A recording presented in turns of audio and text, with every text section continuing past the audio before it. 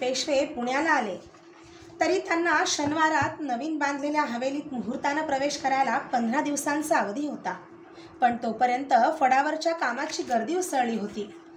कोथरूडच्या छावणीमध्ये फडासाठी मोठा शामियाना उभारला होता. त्या शामियानात पेशवे तिसऱ्या प्रहरी जात असत. ते उशीर रात्रीपर्यंत कामकाज पाहत तिथंच बसत असत. नानांना साताऱ्याला रवाना करायचं होतं. छत्रपतींची आज्ञापत्र रोज येत होती, म्हणून मुहूर्त पाहून पेशव्यांनी चिरंजीवांना साताऱ्याला पाठवलं. नेहमी साताऱ्याला नानांबरोबर राहणारे अंबाजीपंत पुरंदरे यावेळी गेले नाहीत. पेशव्यांच्या जवळ काही महत्त्वाच्या कामासाठी ते पुण्यातच थांबले. त्यांनी आपले चिरंजीव महादोबा पुरंदरे यांना नानांच्या बरोबर साताऱ्याला पाठवलं. तिसऱ्या प्रहरी नेहमीप्रमाणे पेशवे फडाच्या शामियानात गेल्यानंतर काशीबाईंचे बंधू कृष्णराव जोशी चासकर हे खासगीच्या डेऱ्याजवळ आले आणि त्यांनी आपली वर्दी आत पाठवली. लगेच त्यांना काशीबाईंनी आत बोलावून घेतलं. काशीबाईंचे बंधू पेशव्यांच्या बरोबर गुजरातीच्या मोहिमेवर गेले होते, परंतु पेशव्यांच्या बरोबर सरळ पुण्याला न परतता ते चासेला जाऊन नंतर 2 दिवसांनी आता पुण्याला येत होते. आपले बंधू पेशव्यांच्या बरोबर स्वाऱ्या शिकाण्यांवर असतात याचा काशीबाईंना मोठा अभिमान होता. कृष्णराव, तुम्ही यावेळी मोठी बहादुरी केली. या, बसा. कृष्णराव आत आल्याबरोबर काशीबाईंनी त्यांचं सहास्य मुद्रेनं स्वागत केलं. कृष्णराव काशीबाईंच्यापेक्षा वयानं 2 वर्षांनी लहान होते. कोकणस्थी गौरवर्ण आणि मध्यम बांधा, चेहऱ्यावर धूर्तता पुरेपूर भरलेली. बहिणीला नमस्कार करून कृष्णराव काशीबाईंच्या समोर बैठकीवर बसले. आम्ही मोठी बहादुरी केली हे ताई तुम्हाला कोणी सांगितलं? कृष्णराव म्हणाले. ते काय सांगायला लागतं? दाभाड्यांची एवढी कठीण मोहीम, त्यात प्रत्येकानं पराक्रम गाजवलेलाच असणार. तुम्ही तर आमचे बंधू, तेव्हा तुम्ही त्यात मागं कसे राहणार? खरं नाही? अगदी बरोबर ताई. यावेळची मोहीम इतर मोहिमांसारखी नव्हती. यावेळी प्रत्येकाला आपली ताकद पणाला लावावी लागत होती. आम्ही श्रीमंतांच्या एकसारखी पाठीशीच होतो. त्यांनी ह्यावेळी अनेक कामगिऱ्या आमच्यावर सोपवल्या. त्या साऱ्या आम्ही तडफेनं पार पाडल्या. अखेरच्या रणकंदनात तर आम्ही हाती तलवार घेऊन खुद्द लढलो. बोलताना कृष्णरावांचे डोळे आपल्या बहिणीच्या चर्येचा वेध घेत होते. बंधूचा पराक्रम ऐकून काशीबाईंना फार समाधान वाटलं. त्या म्हणाल्या, नेहमी आम्हाला इकडून चिडवणं होतं की आमच्या माहेरची माणसं दौलतीच्या कामात मदत करत नाही, पण यावेळी मात्र तुम्ही तो डाग पुसून काढला. इकडच्या स्वारींनाही त्यामुळे खूप आनंद झाला असेल नाही? ताई, तेच आम्ही आपल्याला विचारायला आलो आहोत. म्हणजे कृष्णराव काय म्हणत आहात? इकडच्या स्वारींना आनंद झाला नाही असं कसं होईल? ताई, असं झालं आहे म्हणून तर चासेहून आम्ही तातडीनं इथं आलो. आमच्या मातुश्रींनी आम्हाला चासेला घटकावर थांबू दिलं नाही. त्या म्हणाल्या, पुण्याला तातडीनं ताईकडे जा आणि पेशव्यांनी केलेला अन्याय त्यांच्या कानावर घाल. इकडून तुमच्यावर अन्याय झाला कृष्णराव, आणि तो कशाबद्दल? ताई, मोहिमेतून परत आलेल्या सरदारांचे आणि शिलेदारांचे पेशव्यांनी मानपान केले. होय, मोठा दरबार झाला होता. त्या दरबारात तुमचंही मानपान झालं असं आमच्या कानावर ओझरता आलं होतं. मानपान झालं हे खरं, पण आमच्यापेक्षा एखाद्या शिलेदाराचाही मानपान यापेक्षा डौलानं झाला असेल. कृष्णराव, काशीबाईंचा आवाज थोडा वर चढला. ताई, आपण रागावणार असलात तर आम्ही बोलणार नाही. आमच्या मातुश्रींना सांगू की आम्ही स्पष्ट बोललेलं त्यांना आवडत नाही. कृष्णराव, असं घालून पाडून बोलू नका. आम्ही जरी इकडे असलो तरी माहेरच्या लोकांचा उगाच अपमान झाला तर ते आम्हालाही बरं वाटणार नाही. काय हकीकत झाली ती सांगा. हकीकत काय व्हायची? मोहिमेत पराक्रम गाजविल्याबद्दल पेशव्यांनी कुणाला गावं इनाम दिली, कुणाला मोठमोठ्या रकमा इनाम दिल्या, कुणाला सरंजाम दिले, कुणाला ऐवज दिले, आणि आम्हाला काय दिलं माहीत आहे? तुम्हीच सांगा. आम्हाला दिला फक्त 1000 रुपयांचा तोडा. ताई, आम्ही गाजवलेल्या शौर्याची ही किंमत पेशव्यांनी केली. राणोजी शिंद्यांसारख्या सामान्य मराठ्याला श्रीमंतांनी गाव इनाम दिलं. इतकंच कशाला, मल्हारराव होळकरासारख्या धनगराला देखील ताई श्रीमंतांनी सरंजाम दिला. कृष्णरावांच्या स्वरात कुत्सितपणा होता. एखाद्या शिलेदाराच्या तोंडावर भिकेचा तुकडा फेकावा त्याप्रमाणे 1000 रुपयांचा तोडा आम्हाला दिला आणि आमच्या शौर्याची कदर केली. काशीबाई गप्प बसल्या. कृष्णरावांनी गुजरातच्या मोहिमेत कोणती कामगिरी बजावली होती हे त्यांना माहीत नव्हतं, आणि पेशव्यांनी त्यांना 1000 रुपयाचा तोडा का दिला हेही त्यांना माहीत नव्हतं. तरी पण मनातल्या मनात त्यांना असं वाटत होतं की पेशव्यांनी आपल्या या बंधूंना मोठमोठ्या सरदारांच्या बरोबरीनं वागवावं. पण फडावरच्या राजकारणात आपल्याला काय समजतं ह्या कल्पनेनं त्या नेहमी गप्प बसत. पण यावेळी मात्र कृष्णरावांचं बोलणं ऐकून त्यांना असं वाटलं की आपल्या बंधूंच्यावर पेशव्यांनी अन्याय तर केला नाही. काशीबाई काही बोलत नाहीत असं पाहून कृष्णरावच पुढं म्हणाले, आम्ही बोलतो याच्यात काही गैर दिसत असेल तर ताई तुम्ही आम्हाला सांगा. कृष्णराव, फडावरच्या ह्या गोष्टीत आम्ही दखल घेत नाही, पण तुमच्याबद्दल आम्ही स्वारींना विचारू. मोठमोठ्या सरदारांना इकडून सरंजाम आणि इनामं दिलेली आहेत हे आमच्या कानावर आहे. कोणी काय पराक्रम गाजवले हेही ओझरतं समजलं. कृष्णराव, एक विचारू? विचारा, अवश्य विचारा. गुजरातच्या ह्या मोहिमेवर तुम्ही एवढा पराक्रम केला म्हणता आणि तरीही पेशव्यांनी तुमची कदर केली नाही अशी तुमची तक्रार आहे. खरं म्हणजे पेशव्यांनी आमचा हक्कच डावलला आहे, त्याबद्दलच विचारते मी. कृष्णराव, त्या झुंजात तुम्हाला जखमा झाल्या असतील ना? काशीबाईंच्या स्वरात लपवाछपवी नव्हती, त्या सरळपणे विचारत होत्या. पण कृष्णरावाला आपल्या बहिणीच्या ह्या चौकशीचा राग आला. ते थोडं सावरून बैठकीवर बसले आणि आवाज चढवून म्हणाले, ताई, तुम्ही आमच्या जखमांची चौकशी करता? म्हणजे तुम्हाला असं का म्हणायचं आहे की जखमा झाल्या म्हणजेच आम्ही पराक्रम गाजवला? तसं असेल तर आम्ही विचारतो, या झुंजात खुद्द श्रीमंतांना तरी कुठं जखमा झाल्या आहेत? कृष्णराव, काशीबाईंचा स्वर एकदम कठोर झाला. बंधू म्हणून तुम्ही तक्रार करता आहात म्हणून ऐकून घेतलं, पण इकडच्या स्वारींच्या बद्दल असलं काही अभद्र बोलणार असलात तर आम्हाला काही ऐकायचं नाही. काशीबाईंचा चढलेला स्वर ऐकून कृष्णराव चपापले. त्यांचे ते मतलबी आणि धूर्त डोळे एकवार सबंध खासगीच्या डेऱ्यात फिरले. आवाजात मार्दव आणून ते म्हणाले, ताई, तुम्ही आमच्या म्हणण्याचा विपर्यास करता आहात. आम्हाला फक्त एवढंच सुचवायचं होतं की लढाईमध्ये जे काही शौर्य गाजवलं असेल, जी काही कर्तबगारी केली असेल त्याचा आणि आम्हाला प्रत्यक्ष जखमा झालेल्याचा काही संबंध नाही. आम्ही का वरकड सरदारांसारखे आहोत? आम्ही खुद्द श्रीमंतांचे नातेवाईक.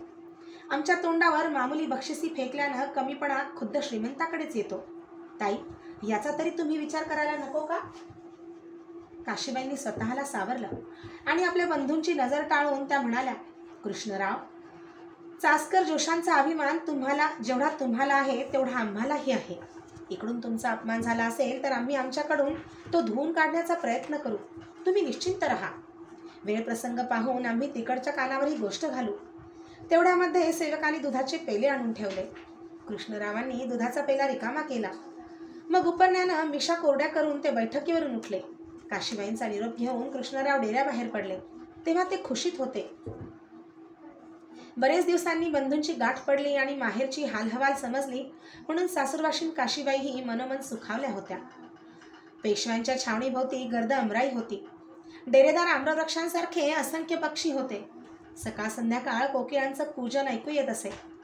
बाजीराव आणि काशीबाई यांचा दिवस उजाडे तोच मुळी पक्ष्यांच्या ह्या मंजूळ गायनानं. मैनांचा आणि कोकिळांचा किलबिलाट कानांवर पडला की काशीबाई आपल्या डेऱ्यातून बाहेर पडत असत. डेरेदार वृक्षांना मोठमोठी लाकडी पिंजरे टांगून ठेवले होते. त्यात देशोदेशीहून आणलेले निरनिराळ्या रंगाचे सुंदर पक्षी ठेवले होते. त्या पक्ष्यांच्याकडे पाहत राहणे, त्यांना दानापाणी वेळेवर मिळतो आहे की नाही याची चौकशी करणे याचा काशीबाईंना एक छंदच लागून गेला होता. त्या छंदात मग सकाळची वेळ केव्हा निघून गेली याचाही त्यांना पत्ता लागत नसे. वैशाख रणरणत होता. तिसऱ्या प्रहरापासून आता मधून धुळीची वादळं सुरू झाली होती. पण छावणीमध्ये दुपारी सूर्य डोक्यावर येईपर्यंत हवा मोठी प्रसन्न राहत असे.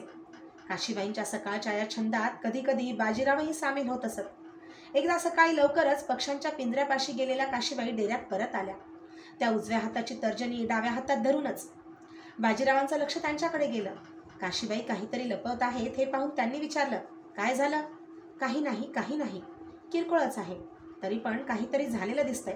तुम्ही हात का लपवता? तसं विशेष काहीच नाही.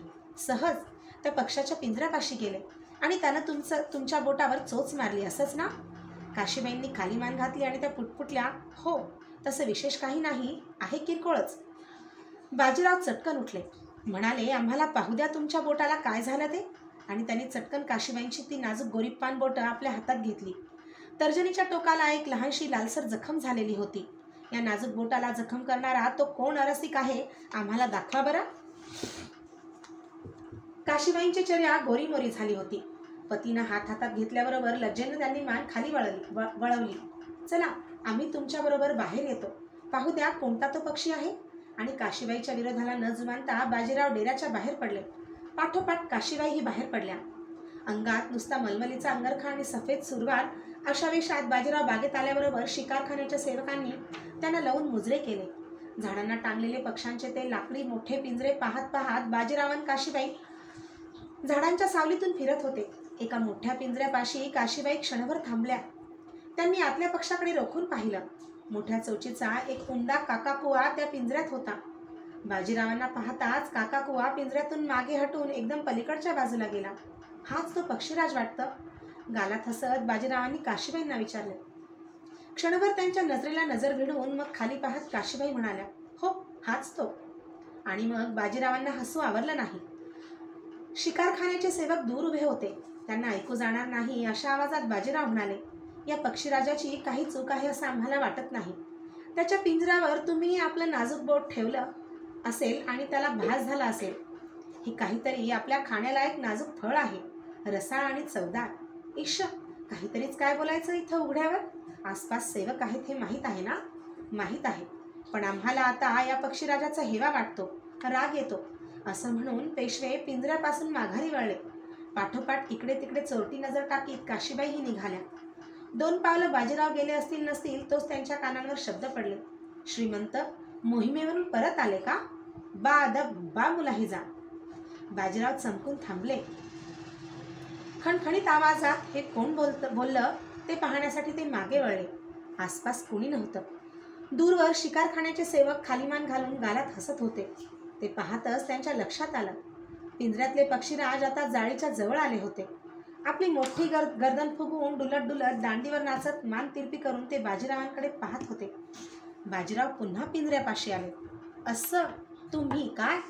हसत ते पक्षाला उद्देशून म्हणाले, आलो बरं, आम्ही मोहिमेवरून परत आलो. पण पक्षीराज आपण खुश आहोत. बा मुलाहिजा. एवढं बोलून बाजीराव 2 पावलं मागे सरले आणि पाठीमागं वळून हसत हसत आपल्या डेऱ्यामध्ये आले. मागाहून 1-2 ललकारी आलीच. बा मुलाहिजा. सकाळचा वेळ अशा प्रसन्न वातावरणात जात होता. म्हणून एके दिवशी मल्हारराव होळकरांना बाजीरावांच्या पाशी शिकारीची गोष्ट काढायला धीर झाला. पेशव्यांची अनुमती मिळताच वेताळाच्या डोंगरामध्ये त्यांनी शिकारीचा मोठा बेत आखला. शनिवारातल्या हवेतील प्रवेश करण्याचा मुहूर्त सायंकाळचा होता. बाजीराव पेशवे आपल्या शुभ्र घोड्यावर आरूढ होऊन अंगभर स्वारीचा पोशाख घालून पुण्याकडे यायला निघाले. त्यांच्या मार्गावर दुतर्फा स्वारीचा थाट पाहण्यासाठी लोकांची एकच गर्दी उसळली होती. प्रथम कसब्यातील गणपतीचं दर्शन घेऊन मग अन्य ग्रामदेवतांच्या दर्शनासाठी बाजीरावांची स्वारी शहरभर फिरणार होती.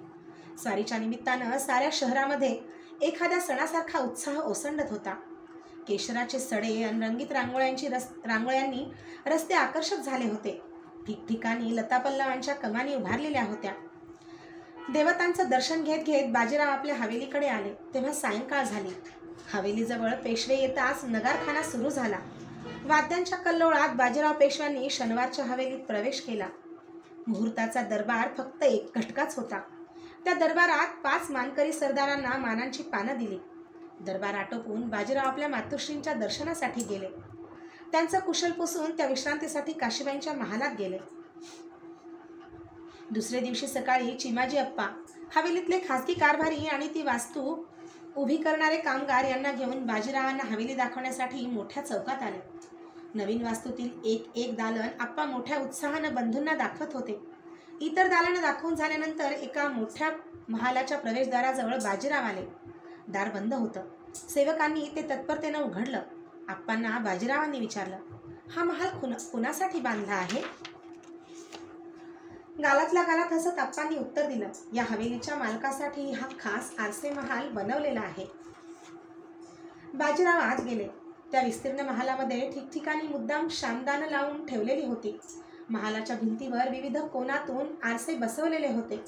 आरशांचे कोन असे साधले होते की शामदानातल्या ज्योती आरशात प्रतिबिंबित होऊन साऱ्या महालभर असंख्य ज्योती नाचताहेत असा भास होत होता. आईने महालाचं ते स्वरूप पाहून बाजीराव खुश झाले. ओ हो, हा महाल जणू इंद्राचा महाल असल्याचा भास होतो आहे. राऊंना हा पसंत पडेल ही माझी खात्रीच होती, आप्पा म्हणाले.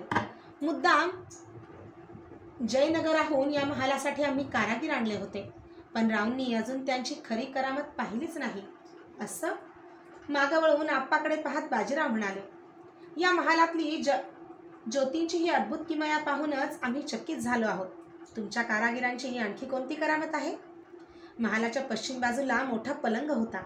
पलंगाच्या शेजारी कमरे इतक्या उंचीची एक अत्यंत आकर्षक आणि सुबक अशी पंचधातूंची स्त्रीची मूर्ती होती. बारीक कमर, पुष्ट वक्षस्थळ आणि नाजूक हात. मूर्तीकडे टक लावून पाहिलं तर ती मोहकपणे हसत आहे असा क्षणाक्षणाला भास होत होता. आप्पांनी त्या मूर्तीकडे अंगुली निर्देश केला. तेवढ्यात ती मूर्ती आपल्या जागेवरून हलली. नाजूक पदन्यास करीत ती 5-6 पावलं पलीकडे गेली. तिथं एक तास टांगलेली होती. तासावर लाकडी हातोड्यांनी 2 टोले मारून ती मूर्ती तशीच पदन्यास करीत मागं आली. मग कमरेत किंचित झुकून तिनं बाजीरावांना मुजरा केला. दुसऱ्याच क्षणी ती जशी होती तशी उभी राहिली. बाजीराव त्या मूर्तीजवळ गेले. त्यांनी त्या मूर्तीला हात लावून पाहिला आणि मग आप्पांना म्हणाले, वा, कमाल केली. कारागिरानं ही मूर्ती बनवली तसं तुम्ही अगोदर सुचवलं नसतं तर आम्हाला वाटलं असतं की प्रत्यक्ष सजीव व्यक्ती उभी आहे. वा, आम्ही खुश आहोत. बाजीराव तो आरसे महाल मोठ्या कुतूहलानं निहाळत होते. हवेलीचे मालक खुश झालेले पाहून बरोबरच्या सेवकांनाही उमेद आली. आरसे महालाच्या पूर्वेकडे एक चौक टाकून काशीबाईंचा महाल होता. आरसे महालाच्या पूर्वेकडच्या भिंतीजवळ खाली जमिनीवर 2 विती और चौरस एवढं किनखापी कापड टाकून ठेवलं होतं. बाजीरावांना घेऊन आप्पा त्या ठिकाणी गेले. आता ही आणखी एक करामत पाहावी. काय आहे? बाजीरावांनी किनखापाच्या कापडाकडे पाहत विचारलं. आप्पांनी खूण करताच सेवकांनी ते कापड तत्परतेनं बाजूला केलं. कापडाच्या खाली संगमरवरात कोरलेले सुंदरसं कमळ बसवलेलं होतं. कमळाच्या पाकळ्यांचे रंग, त्याच्या देठाचा सुबकपणा मनाला मोह घालणारा होता. वा, कमळ तर मोठं छान आहे, पण ह्या ठिकाणी कोरून बसवण्याचा हेतू लक्षात आला नाही आमच्या. बाजीरावांनी आप्पांकडे पाहिलं. आसपास सेवकांकडे पाहिलं, जो तो त्यांची नजर टाळत होता आणि खाली बघून गालातल्या गालात थोडंसं हसत होता. आवाज खाली आणून आप्पांनी माहिती दिली, ही एक नाजूक सोय केलेली आहे. राऊ इथं या कमळावर पाय ठेवून उभे राहिले तर त्याच क्षणी त्यांचं प्रतिबिंब समोर वहिनीसाहेबांचा महाल आहे त्यातला आरशात उमटतं. आणि असं आमचे बंधू एवढे रसिक असतील असं आम्हाला वाटलं नव्हतं. एकदम दुसरीकडे पाहत बाजीराव म्हणाले. मग आरसे महाल निहाळत निहाळत बाजीराव तिथून दुसऱ्या दालनात गेले. पलीकडे खास त्यांच्यासाठी तयार केलेला दिवाणखाना होता. त्याच्या पलीकडे खलबतखान्याची लहानशी खोली होती. प्रत्येक दालन वेगवेगळ्या तऱ्हेनं सजवलेलं होतं. एका मागोमाग एक दालनं पाहत, दिवाणखाने पाहत, फडाच्या जागा निहाळीत, निरनिराळ्या चौकात थांबून शिल्पांच्या सौंदर्याचा आस्वाद घेत घेत बाजीराव पेशवे त्या वास्तूमधून पश्चिमेकडच्या दरवाजानं बाहेर पडले. हवेलीतलं मुख्य बांधकाम बहुतेक पूर्ण झालेलं होतं. किरकोळ बांधकाम मात्र चालू होतं. बांधकामावर मजूर राबत होते. पाथरवट त्यांच्याकडून काम करून घेत होते. एका बाजूला एक मोठं संगमरवरी तुळशी वृंदावन बांधलेलं होतं. वृंदावनाच्या खाली कृष्णाची बासरी वाजवीत असलेली मोहक मूर्ती बसवलेली होती. विविध प्रकारांच्या बागा आकार घेत होत्या. त्या पाहत हास्यविनोद चालू होता. आप्पांच्या कामाची पावती मिळत होती आणि त्याचबरोबर नानांनी प्रत्येक गोष्टीत लक्ष घालून वास्तू सुंदर करण्याचा कसा प्रयत्न केला तेही आप्पा मधून बाजीरावांच्या कानांवर घालीत होते. वास्तूच्या सभोवताली निरीक्षण करीत पेशवे चालले असताना ते आप्पांना म्हणाले, आप्पा, हवेली तर छानच झाली, सुंदरही झाली, आम्ही खुश आहोत, पण ही पेशव्यांची हवेली आहे हेही लक्षात ठेवलं पाहिजे. मतलब ध्यानात आला नाही? आप्पा जवळ जाऊन नम्र आवाजात म्हणाले. मतलब असा की पेशव्यांच्या ह्या हवेलीला 4ही बाजूंनी कोटही तसाच मजबूत पाहिजे. वेळ प्रसंग सांगता येत नाही. 2-3 वर्षापूर्वीच निजामानं पुण्यावर हल्ला केला होता, हे लक्षात आहे ना? तेव्हा हवेलीच्या भोवती कोट पाहिजेच, मजबूत किल्लेवजा कोट पाहिजे. होय, तेही आमच्या लक्षात आहे. त्याची तरतूद चालूच आहे. 1-2 सालात तसा कोटही आम्ही बांधून घेतो आहोत. आप्पांनी माहिती दिली. उत्तरेला मोठा निशाणाचा बुरुज बांधलेला होता. पेशवे त्या ठिकाणी आले. एका बाजूला माणसांचा लहानसा घोळका उभा होता. बाजीरावांनी चौकशी केली, काय आहे? इतकी माणसं तिथं कशाला जमा झालेली आहेत? त्याबरोबर हवेलीचा चौकीदार पुढे येऊन मुजरा करून म्हणाला, सरकार स्वारीच्या पायांवर घालण्यासाठी पाथरवटानं आपला लेख आणला आहे, आज्ञा व्हावी. का आहे हा प्रकार? बाजीरावांनी आप्पांकडे वळून विचारलं. विशेष नाही, पाथरवटाची भोळी समजत आहे. पण आमच्या पायांवर कशासाठी? बाजीरावांनी पुन्हा चौकशी केली. तेवढ्यात आप्पांनी कोपऱ्यात उभ्या राहिलेल्या डोक्यावर मुंडास, अंगात फाटकी बंडी अशा वेशातल्या पाथरवटाला खून करून समोर बोलावलं. समोर येताच पाथरवटानं आपली डोई बाजीरावांच्या पायांवर ठेवली. उभं राहून हात जोडून तो म्हणाला, सरकार, एवढी कृपा करा. अरे पण काय झालं? काय प्रकार आहे? सरकार, माझं तान्हं लेकरू आणलं आहे आपल्या पायांवर घालण्यासाठी. पण कशासाठी? सरकार, ते मला कळत नाही. पण माझा लेक सारखा माझ्या स्वप्नात येतो. त्यानं मला हे सांगितलं आहे. श्रीमंताच्या करड्या नजरेकडं लक्ष जाताच पाथरवटाला पुढे बोलायला शब्द सुचेनात. तेव्हा आप्पांनीच माहिती दिली. बुंदेलखंडातल्या पेशव्यांच्या स्वारीमध्ये या पाथरवटाचा लेक शिलेदारामध्ये होता. त्या स्वारीत तो कामाला आला. तेव्हापासून हा पाथरवट आम्हाला सांगतो आहे की त्याचा मेलेला लेक त्याच्या स्वप्नात येतो आणि त्याला सांगतो की मी पुन्हा तुझ्या पोटी जन्म घेईन. पण मी 5 महिन्यांचा झाल्यानंतर जर मला पेशव्यांच्या पायांवर घातलं तरच मी जगेन, नाहीतर मरेन. ही या पाथरवटाची हकीकत काही दिवसांपूर्वी आमच्या कानांवर आली. हवेलीच्या कामावरचा हा पाथरवट त्याने ही विनंती केली तेव्हा नाही म्हणवेना, म्हणून आम्ही त्याला परवानगी दिली. त्याची भोळी समजत आहे, मंजूर करायला हरकत नाही. ठीक आहे, पण बाबा, तुझ्या लेकराला श्रीमंतांची मंजुरी मिळताच पाथरवटाच्या डोळ्यात पाणी उभं राहिलं. ठीक आहे, आण बाबा तुझ्या लेकराला. श्रीमंतांची मंजुरी मिळताच पाथरवटाच्या डोळ्यात पाणी उभं राहिलं. सरकार, सरकार म्हणत त्यानं पेशव्यांच्या पायांना 2-3दा स्पर्श केला आणि मागं वळून एका कपड्यात गुंडाळलेले ते आपलं 4-5 महिन्यांचं मूल घेऊन पेशव्यांच्या पायांवर घातलं. मग उभं राहून ते मूल आपल्या छातीशी लावून तो म्हणाला, सरकार, हाच माझा लेक. आपल्याबरोबर तिकडे बुंदेलखंडाच्या लढाईत होता. तिथं तो सरकार कामी आला. त्यानं पुन्हा माझ्या पोटी जन्म घेतला आहे. आता त्याला काही भीती नाही. सरकारांनी एकदा त्याच्या अंगावरून हात फिरवावा. बाजीराव एकाएकी गंभीर झाले.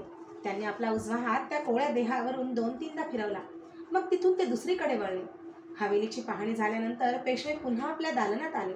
तेव्हा सूर्य बराच वर आला होता.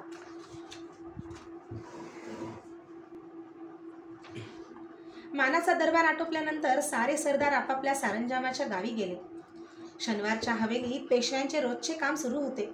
पेशवे आणि त्यांचे बंधू चिमाजी आप्पा सकाळपासून संध्याकाळपर्यंत फडावर बसून उत्तरेपासून दक्षिणेपर्यंतच्या राजकारणाचे सूत्र खेळवू लागले.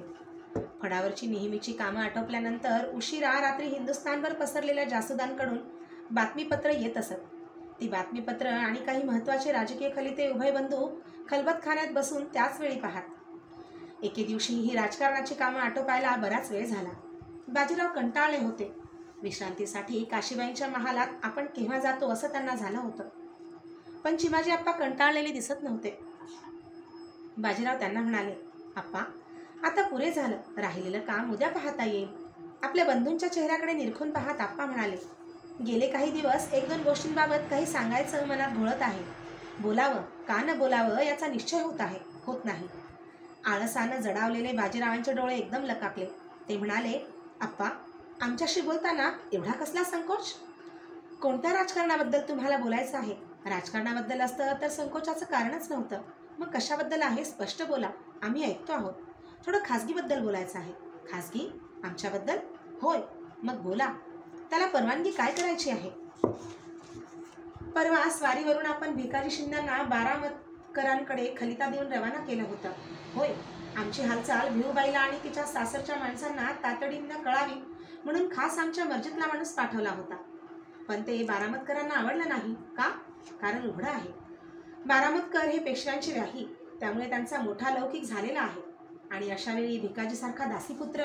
समजलो आप्पा, आम्ही समजलो. मध्येच बाजीराव फटकळपणे म्हणाले, भिकाजी दासीपुत्र आहे हे आमच्या लक्षातच आलं नाही. आम्ही त्याला आमचा 3रा भाऊच समजतो. पण लौकिकाला तो हीन कुळाचा आहे आणि अशा माणसाला मुद्दाम व्याह्यांकडे पाठवलं तर त्यांना कमीपणा वाटतो.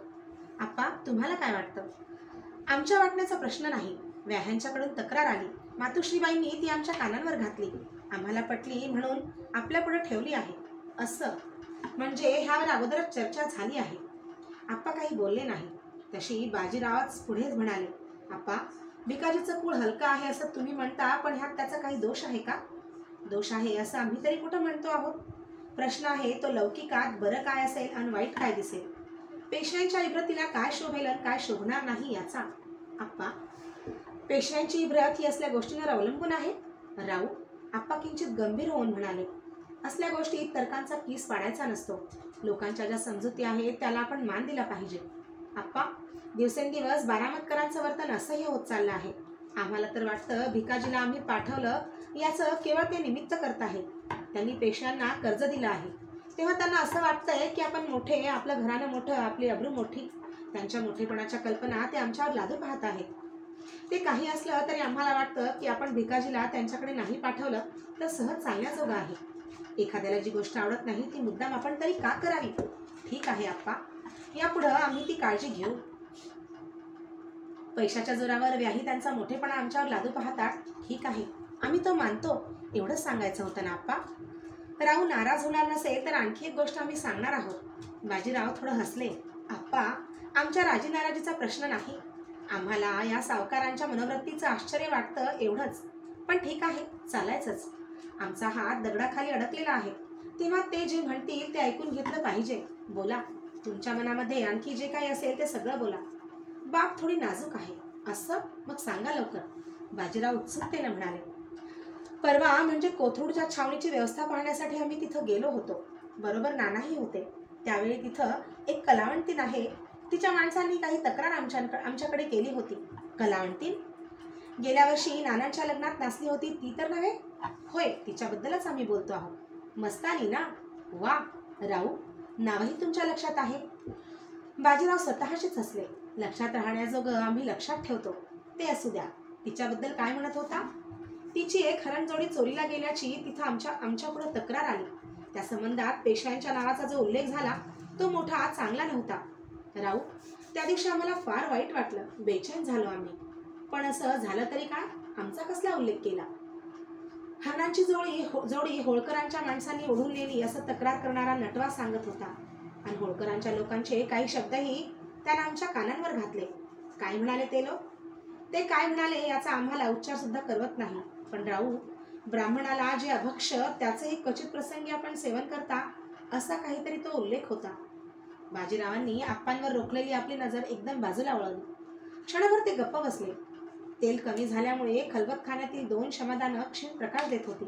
तो फिक्कट प्रकाश आप्पांच्या घट्ट मिटलेल्या ओठांवर पडलेला होता. बंधूंनी फिरवलेले तोंड पाहून ते उमजायचं ते उमजले. तरीही कुठेतरी वेडी आशा होती. तो धागा पकडून ते म्हणाले, कदाचित हे खोटंही असेल. लोक काय काहीतरी बोलतात, पण नटव्यासारखी माणसं किंवा साध्या शिलेदारासारखे लोक जेव्हा असं काही बोलू लागतात तेव्हा पेशवे म्हणून राऊंनी त्याची दखल घ्यायला नको का? बाजीरावांनी मोठ्या कष्टाने आपली नजर बंधूंच्याकडे वळवली. त्यांचा शब्द जड झाला. ते म्हणाले, आप्पा, आम्ही हमेशा मोहिमांवर असतो. बरोबर ही सारी सरदार मंडळी असतात. कुणी मराठे, कुणी धनगर, कुणी कोळी, कुणी भिल्ल. उन्हातान्हात वाऱ्या पावसात संगत असते ती त्यांची. ते का आम्हाला माहीत नाही? मध्येच आप्पा म्हणाले, पण आपण ब्राह्मण, आपला ब्राह्मण धर्म आपल्याला कसा सोडता येईल? 4 भिंतींच्या आड आमचा तो धर्म ठीक आहे, पण आप्पा ह्या सगळ्या गोष्टींकडे दुर्लक्ष करण्याजोगं नाही का? दुर्लक्ष? राऊ, परवाचा तो प्रसंग तुमच्यासमोरच घडला ना? त्या बिचाऱ्या पाथरवाटाला वाटलं की पेशव्यांच्या पावलांवर आपलं मूल घातलं म्हणजे ते जगेल. ही श्रद्धा राऊ एकट्या पाथरवटाची नाही. या दौलतीतल्या साऱ्या लोकांची पेशव्यांच्याबद्दल हीच श्रद्धा आहे. पेशवे म्हणून जशी श्रद्धा आहे तशी ब्राह्मण म्हणूनही आहे. उद्या जरी त्यांना समजलं. पुढे आप्पा बोलले नाहीत.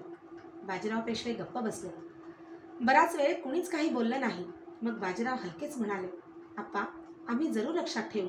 तुमच्या मनात काय आहे ते आम्हाला समजलं. आम्ही प्रयत्न करू. आपण आणि मातोश्रीबाईंनी निर्धास्त असावं. खलबतखान्यातून उठता उठता पेशवे स्वतःशीच पुटपुटले, पण आप्पा, ब्राह्मणांच्या हातात तलवार आली याचाही काही वेळ विचार करायला नको का? आप्पांकडून उत्तराची अपेक्षा न करता हात मागं बांधून पेशवे खलबतखान्यातून बाहेर पडले.